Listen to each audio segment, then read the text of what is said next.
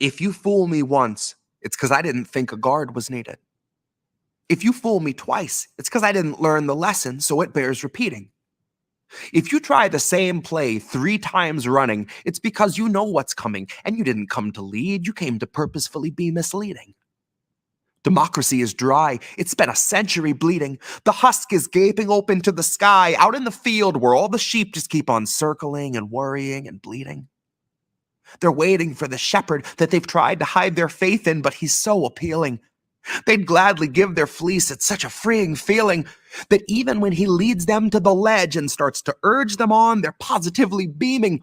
They were told that they were on their way to save democracy, so even as they plummet, they just gloat, they don't consider screaming. And halfway up the cliff, the shepherd's cozy little mittens wrap around the staff of shattered human hopes on which he's leaning. He shows the gentle grin that used to stir your inner spark, and he says, "Not me, us," as he gestures to the oligarchs. He knows that if he runs, they're going to stop him like a stolen car. And he'll easily surrender because it bought a lot of time for laying mines in all the grassroots. Suddenly, the tiniest of movements gets you blown apart. Suddenly, you're in a play that's set on an election day, and voting for the fire, unaware you're playing Joan of Arc. Suddenly, the shepherd pulls the rug and slips a hood across your clueless mug, and everything goes zero dark. I'm gonna warn you once more before it's 2024 and you fuck around and find out who your heroes are. To take a step back from the herd, and you'll learn that you can spot who all the shearers are. If you really want to know the product that they're selling, I can take you where the mirrors are. If you think your voice is finally ready, I can tell you where the lyrics are. I hid them in a box I had to bury neath the cobble when they carpet bombed the promenade and raided all the street bazaars. Now all we've got's the marketplace, and you're too broke to even bother asking what the options for your treatment are. Suddenly, the raw debris of homeless human dignity will find it has 100 teeth for every badge and sweeper's arm. Suddenly, they speak in solidarity and each is armed. Suddenly, the sheep can see the shepherd for his truest form and all pitch in at once to help him buy the farm. And now it's zero dark, and all is calm and peaceful save the distant wail of sirens that approach beside the flames of dawn. Suddenly, the carrot's just a string that's on a stick, and all your movements make you sick because the prize is gone. Now we could go and flee into the forest low and meek, or we can exercise our right to feast and go and graze on Biden's lawn. 'Cause he's been sowing seeds that seep a toxin out to sap a bit from each of us and keep on leaching decades after Biden's gone. So regardless who they summon out of hell to come and do the job, it will not feel like Biden's gone. But in that time of hopelessness, you cannot trust the shepherd when he once again comes asking you to humor him his siren song. And it's cute that you can innocently, honestly assume that's just a symptom of a system that was wired wrong, and not the standard feature, basic function, primary objective of a mass hypnosis firebomb. You don't need to know the words to cry along. Someday it'll hit you like an officer who pistol whipped their ride along. Broke his jaw and kept his job and kept it moving right along. That voting isn't red or blue or black or white or right or wrong. Voting's like a firing squad where you can choose the firearm. It's slow extinction by and large. It's Super Tuesday supercharged. It's all your futures, roots and all, just tossed out on a garbage barge. It's everybody dropping out to push the biggest oligarch. It's everybody voting fire, registered as Joan of Arc.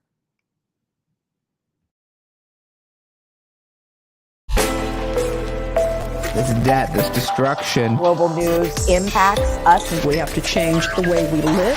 This is why we need independent media. Good morning, cheers, and salutations. Welcome to a very special episode of Hard Lens Media. Every day is special, but this one is super, super awesome. My name is Kit Cabello. We are live every Monday through Friday at 9 a.m. Central on YouTube, Rockfin, Rumble, and Kick. And yes, we have a shout out to our audience members on Can TV. That's right. Hard Lens Media is on Chicago television as well. You can't stop us. But today, pour some whiskey in your coffee, grab a mimosa, smoke a bowl, do some shrooms, chew on some cocoa leaves, whatever you need to do to get you through this Friday morning, because the weekend is here. The weekend is here. That's when this video is being taped for our Can TV people. But look, folks, we have a special guest. Now, at the end of all of our interviews, we play some music. And probably some people are wondering, who is the madman genius? The man with the sharp tongue, the man with the magic hands to make music come alive. Give it up for the one and only. He's part of Indie News Network. We've had a couple of their co-hosts on our show before. They do phenomenal work. Give it up for the one, the only, the legendary Jesse Jett. What is going on, brother? How are you? Man, what an introduction. My God. Thank you, Kit. Oh, I'm so excited to be here. You know what? It is good to have you on the show. It is great to have you on. So I think a lot of people, we've interviewed you before, but I think for a quick rundown, first of all, what has gotten you at least involved in creating music that not and poetry too, that talks about our current events? Because for a long time, if we look at the music industry, there's only been a very few handful of individuals to really talk about the plight of the average person or the corrupt neoliberal system that we are in, because we have sociopaths and senile senior citizens ruling over us. Yeah. And most music now is about money or power or any other vice. And look, hey, it resonates. Who doesn't like to have all that? But no one's talking about the overall inherent problems. What got you involved into taking that path? I think it was really the beginning of the pandemic, going into quarantine. Obviously, things were changing really drastically. Our descent was pretty steep, and I got laid off. I knew I would have a job to come back to. That was the plan. I didn't know how long. I was lucky enough to get on unemployment. I've got this time at home. There's no better time to say whatever I want to say in a piece. And I've always written some political stuff here and there, but nothing that was sole focus of current events, political climate kind of discussion. And I was like, I want to make just the most pointed stuff I can. And coming to Twitter and finding people to share that first song, Town Hall, with was just overwhelming. The response I found from people that related to it and connected with it and were willing to share it.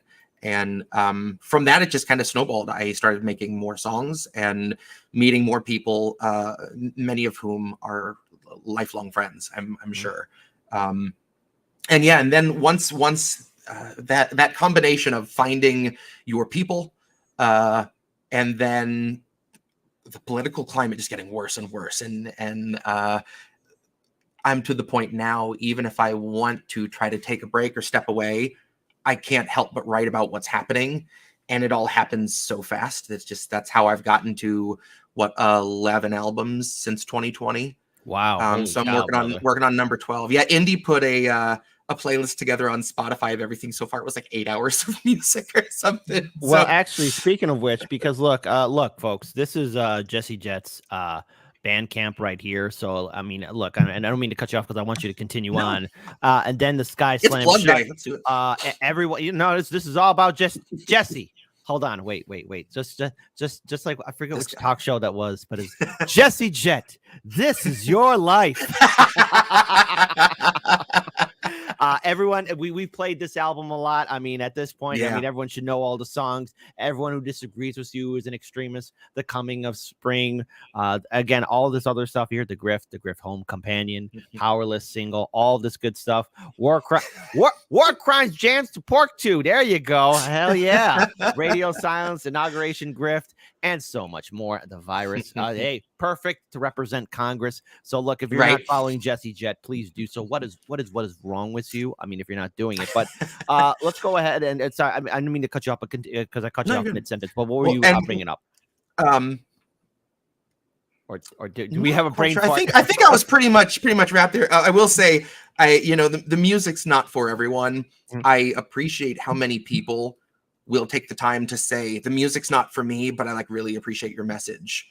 Or as one guy in the chat one day said, it was last week, someone in Hardlands chat said, Jesse Jett's politics are on point. It's a shame his music sucks so much. Oh, I was like, you know what? What a nice asshole you are. Thank you so much. Hold on. I was wheezing when I read that.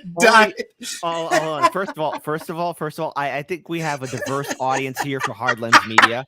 we've Absolutely. we have had the occasional Trump supporter, Republican conservative join in, libertarians, independents, green socialists, and yes, the trolls are mostly liberals. Okay, I mean, occasionally the Trump supporter be like, yeah, you guys should vote MAGA. Like, okay, okay, get, all right, we hear you, buddy, whatever. But see, that's tame compared to liberals. Like, oh, you're just here to help Trump. Yep. So it's probably a liberal who probably wrote that, or maybe it could have been a Trump. Be like, man, I like this guy's music, or I like this guy's politics, but his music. Yep. I'm gonna engage my inner Graham Elwood. Only the initiated know who I'm talking about. Who said it in the chat? Who said it in the chat? Come here, you want to fuck around? Oh my God. We're having fun today. That's why I'm a little more casual right now. That's why I'm a little more casual for many reasons. But you know, in all seriousness, no, your music for me at least, because I identify as independent left. I'm not politically affiliated with anybody, but I'll interview whoever's running for office. I've had a great diversity in guests to share their political commentary, their points of view, et cetera. But you know, the issue that I see is that we do need to at least shine a spotlight on current events that are quite shocking. And look, it's one thing to talk about it or interview activists, organizers, political candidates, or people on the ground talking about current events, be it about corruption, be it about neoliberalism, be it about natural disasters. And the thing is, it seems in this day and age of social media, where we have our smartphones, our laptops, our computers, we're all interconnected, never before. But it seems like a major event is witnessed, then move on. Yeah, another major event. Move on. There's so much. Exactly. East Palestine. You know, precisely. And then the Sky Slam shot is mostly about that. And I really quickly, I realized, like, I need to get these recorded and get it out before there's some other 12 disasters. And we're trying to get people to remember East Palestine. And here we are trying to get people to not forget about East Palestine. You know? Yeah, exactly. The thing is, I fear that we are forgetting these things that resonate and will still impact people for years to come. I mean, let's face it, Flint, Michigan still doesn't have clean drinking water. Exactly. And Jackson doesn't have clean drinking. Yeah, the list just keeps getting longer and longer. Yeah. And look, and that's the point. If we're barraged with so much of it that we can't keep up, it's overwhelming, and you can't, you know, do proper activism for one thing. If suddenly you focus on that and you're forgetting the next 40 things that happen, we're in kind of a free fall. But I would say, you know, when we look at just how many things are ignored, and then how we're not being helped, because look, I feel sorry for the civilians. Okay, I'm gonna make a controversial statement here. I feel sorry for the civilians in Ukraine, but this war in Ukraine has got to stop, because they're getting billions upon billions upon billions. Hold on, I'm not done yet.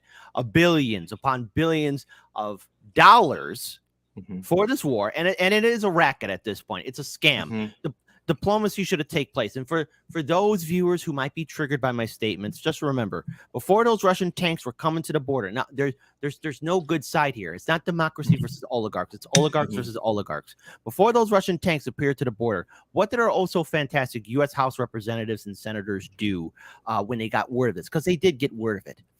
They called up their brokers, or their investors, or the people who handle their financial accounts. And if you go to Unusual Whales on Twitter, you'll be able to find out what your fantastic Democratic and Republican lawmaker made in 2022. They made a huge killing before the war. Before the war, they were making a huge killing. And by the way, Hunter Biden, you know, Biden's son, involved in a lot of financial dealings in Ukraine, just like a lot of other Democratic and Republican politicians. All war is a racket. This is a scam. Again, billions of dollars, billions of dollars wasted, and people have died for no reason whatsoever. This all could have been avoided. And look, while I'm not a fan of him, when Trump says, "Hey, I want people to stop dying," at that CNN town hall that was hosted by Caitlin Collins, the most reasonable person in the world, Donald Trump. How did I know?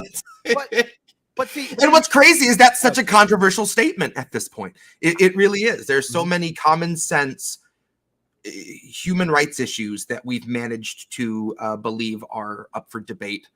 And yeah. Well, it's because here's where I want to talk to you, because we brought this up before the show, because look, as our politicians seem to care more about Ukrainians than the American people, because look, actions speak louder than words. People who are diehard Republican voters or diehard Democratic voters.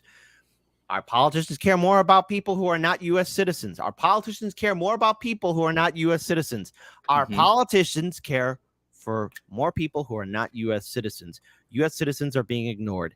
And a few weeks ago, the most devastating wildfire in U.S. history hit our country. And Hawaii, Maui, the community of Lahaina, is forever scarred. There are people that will forever not have any closure whatsoever. They were failed epically by the local politicians, state politicians, and yes, our federal politicians, where Biden arrives 13 days later and then regales the audience, the people, of how his house almost caught on, how his house caught on fire, and he almost could have lost his car, his cat, his wife. But the story behind it is that, first of all, the fire lasted no more than 5 and 20 minutes, right? And then he told that same story in Denver, Colorado in 2022. But the people of Lahaina, businesses destroyed, homes destroyed, people burnt to a cinder, forever gone. And they're ignored. And then all of a sudden, we see talks and hear stories of homeowners being called or being pressured to sell their land. We see venture capitalists swoop in. We see politicians just salivating at the mouth, ready to get involved in the land grab. And then you have celebrities. And I think you know where I'm going with this one. Oprah.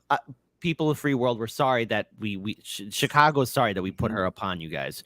Oprah, as well as Dwayne "The Rock" Johnson, decided to set up a fundraiser that $10 million, right? Now, you would think that that's their own money. No, $10 million to set up a fundraiser where they have 5 people already making a 6-figure salary. And then they ask you, the poor person, for freaking money. Thank God people see the scam. That's all I could say, because she's being raked through the coals, and she has the audacity to go on CBS to say about how her feelings are hurt. Now, again, I think you see where I'm going with Oprah. I want to get your thoughts on this, because you just told me, and I would humbly request this. You are working on a new album, and I do want to talk about a new album. But first, you have a song that's dedicated to Lahaina, Maui. I would like for you to at least play it for us if you can. I would love to. And I'm happy to say there's a line that'll probably hurt Oprah's feelings. Good. Yeah, good. Everything I really could want to say about it went into this piece. Then let me just say one thing. First of all, everyone, I'm going to give Jesse Jett the full floor, so the whole screen will be on him. I am also going to make sure that everyone please support his work. And this is a world premiere song from Jesse Jett's new album that will be coming out, because after the song we'll be talking about that album. So Jesse, I'm going to remove myself. The floor is all yours, sir. All right, see you on the other side, kid. All right, this is called The Kings of Colony.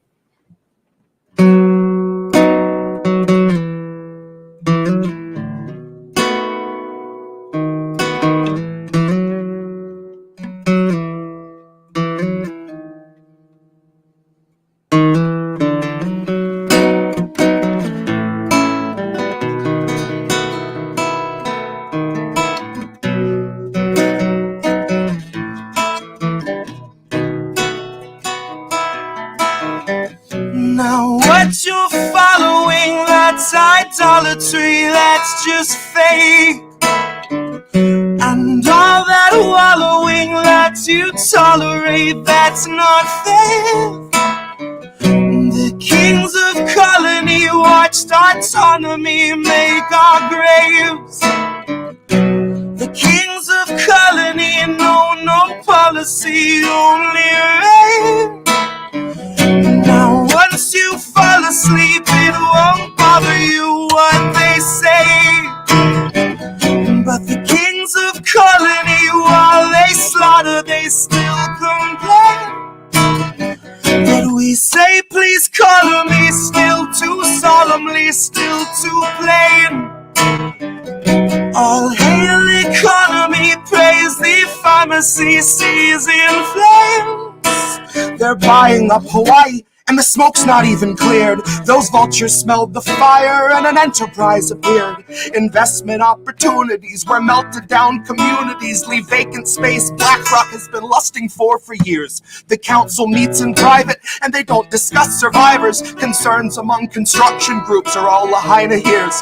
They'll wander through your city with this mocking sort of pity next to Oprah and her camera crew who tore the Trail of Tears, where the footage flows as freely as the stream of liquid steel and the pools of pure aluminum trickle down your wheels.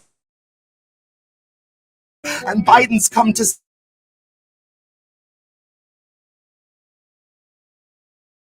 your vote, like he's not why supplies are being smuggled in by boat, like he's not why our citizens were forced to stay and roast, and he can't unfreeze your funding, folks, cause Azov needs it most. I'll bet by every dollar Biden watched it with a smile. I'll bet he knows the whereabouts of every missing child. He's just the kind of man who lives to trample something tribal, collecting culture's corpses just to throw them on the pile. Like he and all his buddies didn't dream about the day when those who dared defy the donor class were cleared away, when home insurance triples and you can't afford to stay, and your land falls to the hands of those whose windfall fanned the flames. See, the state will take Lahaina and they'll bastardize its name, and tourism will swarm it all the same. Cause the state we left Lahaina shows the ground rules of the game, the planes that in the night ignite the planes. And if questions raised that reckon the potential use of lasers, I suggest you take a closer shave by way of Occam's razor. And if those civilians stood between this country and its gains, then there's really nothing further to explain. Cause you may know this already if you truly know our past, but this ain't the first occasion and it will not be the last where Americans are kettled in and made to bear the blast, barricaded in and left for ash. How many in Lahaina now are lying there awake, and they still can hear the city we left leveled in our wake? They still hear all the people that we let the fire take, instructed by police to stay in place. So look to the horizon, cause the fire comes for you. Desire made incarnate of the power-hungry few, who've instructed the police to not let anybody through, to barricade them in, and so they do.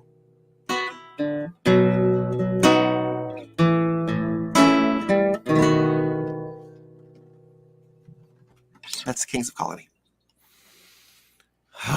First of all, just a couple of things here, folks. Number one, I cannot wait to see the finished product. Number two, I will be more than happy to share that with a lot of people who I've talked to about Lahaina and Hawaii, and I do hope that the people of Lahaina hear that. And again, look, people of Lahaina, Maui, you're not alone. I know what I'm saying are words, but our entire institutions failed you, my fellow citizens, and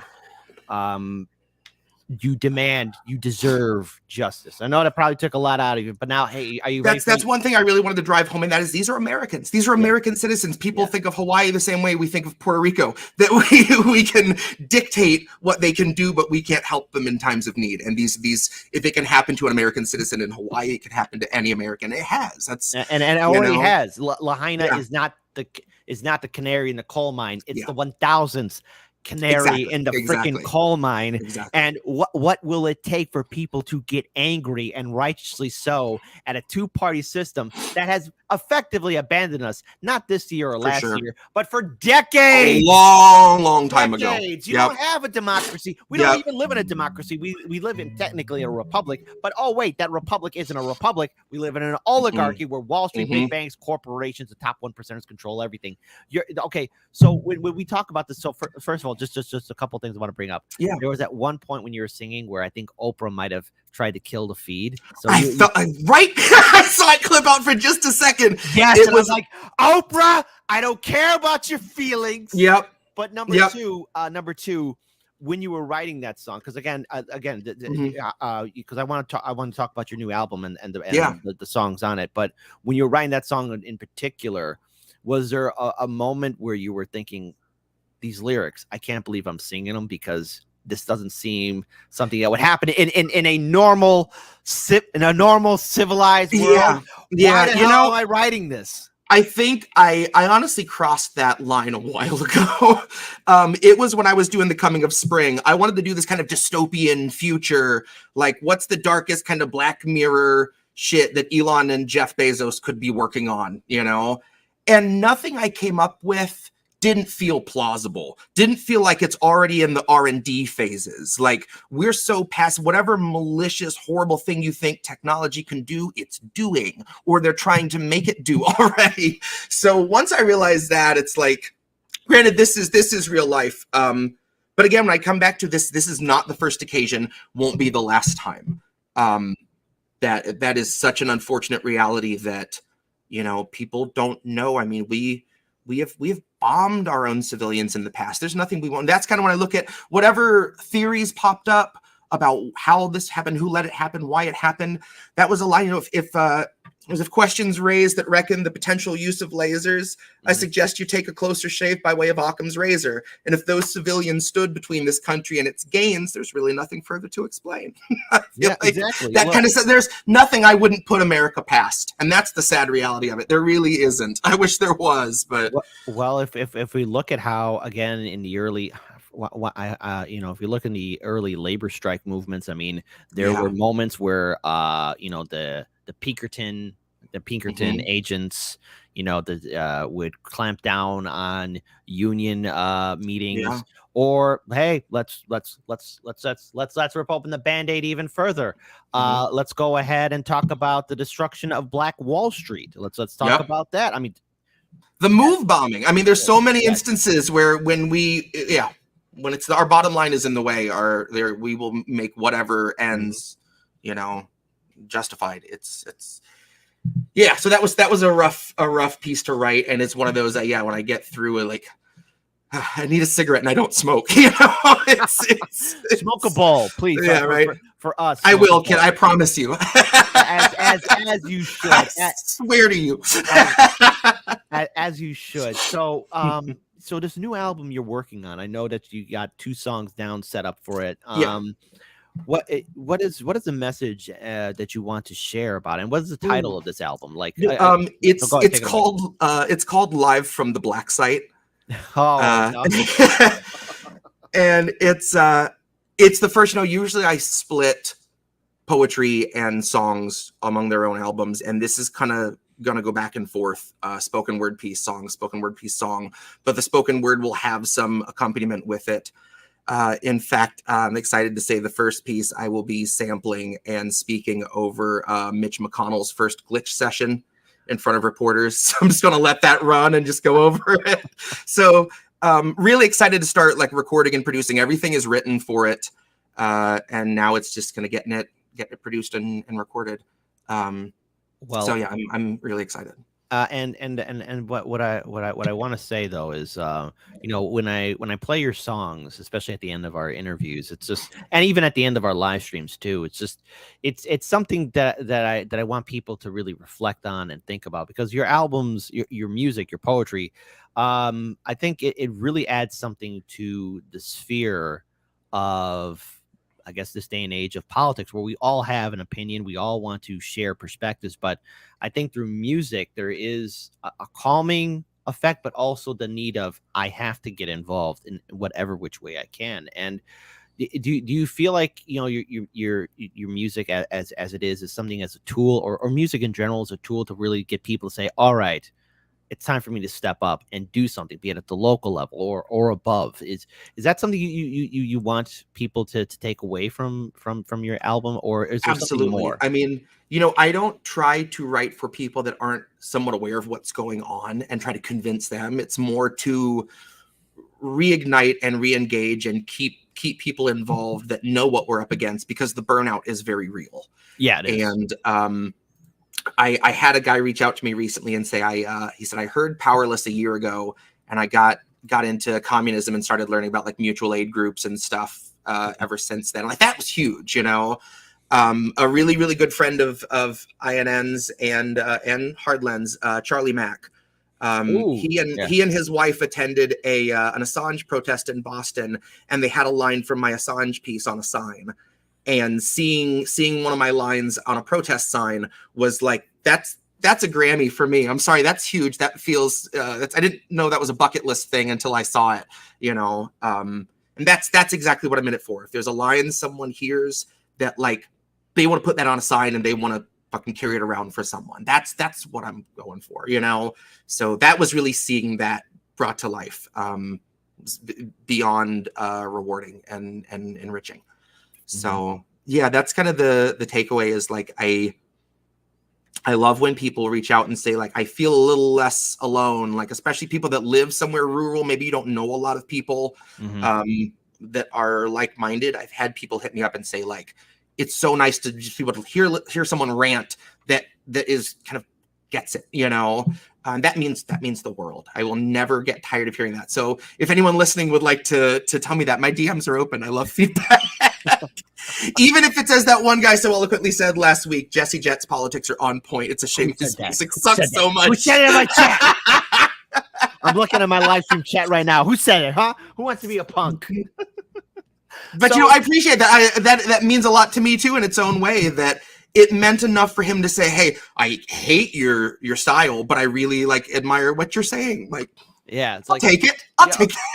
Yeah, so the lyrics are all that matter at the end of the day, I would say if he was grading you, he gave you a C+. Not great. Exactly. Terrible, solid D- even, I'll take it. No. I'll skirt by with that, fella. You don't understand. C+, straight through. Don't worry about that. So while we are, I don't want to be wrapping things up here, but first of all, just a couple things. TD on Rockfin, thank you so much for the generous $50 Rockfin tip.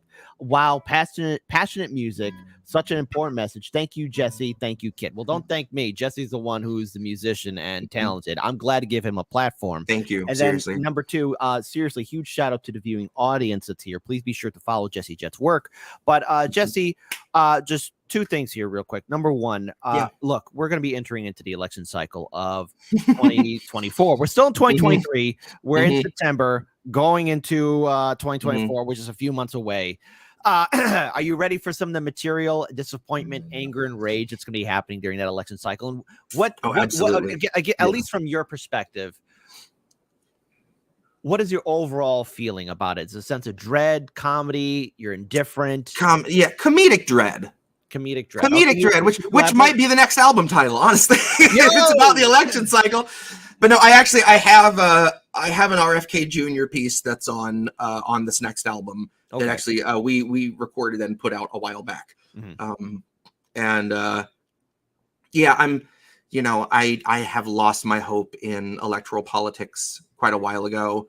Politics on the local level can still impact your community and is still worth paying attention to and getting involved in, I would say. But in terms of presidential election, spend your time doing mutual aid, checking on your neighbors. There's a million more important things you can do that will reward you in the long run and are in your best interest more so than voting.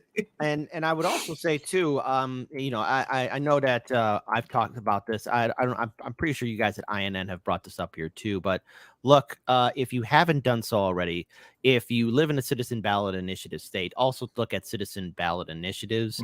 Again, this is another way that you can get involved. And if you're burnt out by electoral politics and you don't want to vote for a politician, but if you live in a ballot initiative state, that means if you live in, we got Montana, North Dakota, South Dakota, Nebraska, Colorado, New Mexico, Arizona, Utah, Idaho. That's right. Washington, Oregon, California, our home state of Illinois, Michigan, Ohio, Massachusetts, Maine, Florida, Mississippi, Arkansas, Oklahoma, Alaska too.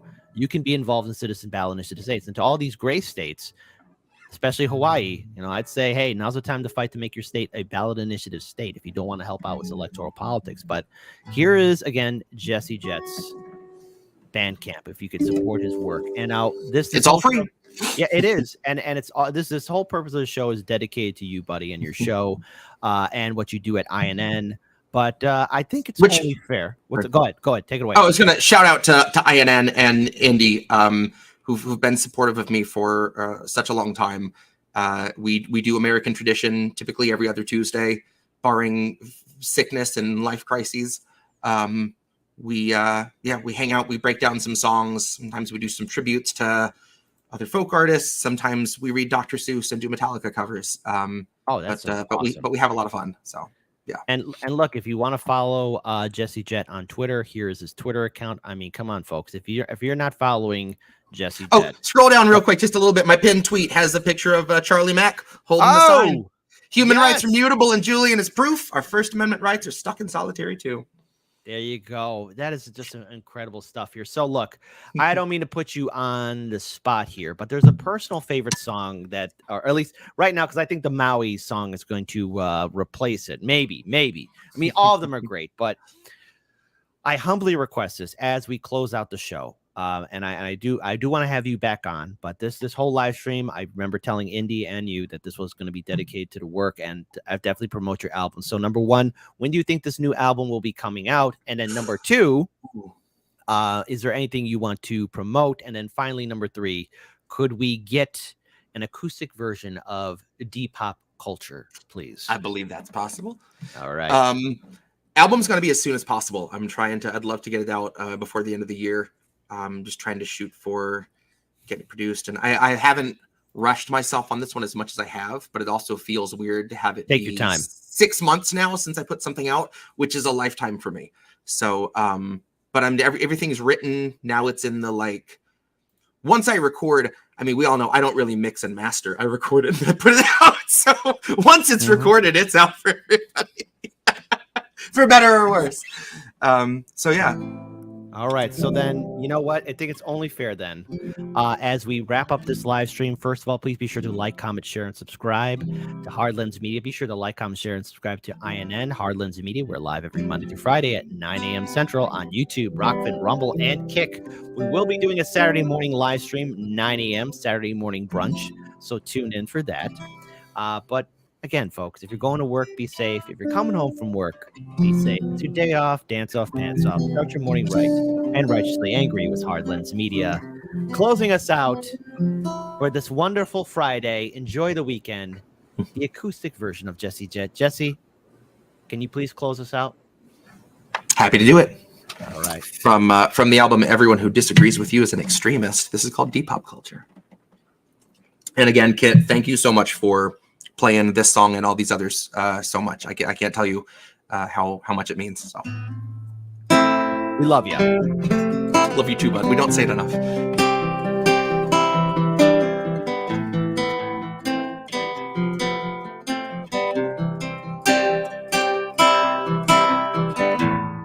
I guess this isn't such an awful place.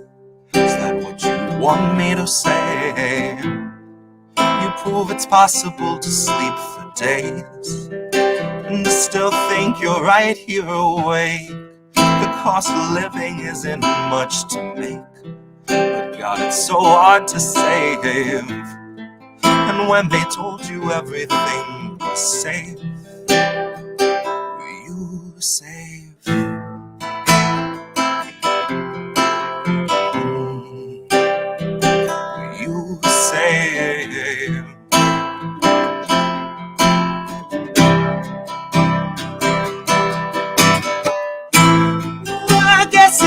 Such an awful place. Is that what you want me to say? You prove it's possible to sleep for days and still think you're right here awake. The cost of living isn't much to make, but God, it's so hard to save. And when they told you everything was safe, were you safe?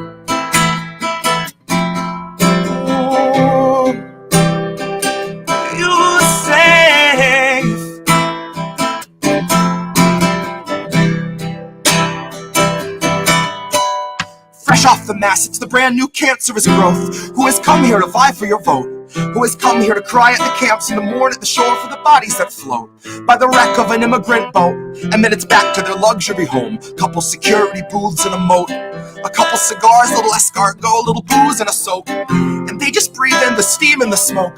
They got pink salt, lavender, candles are low.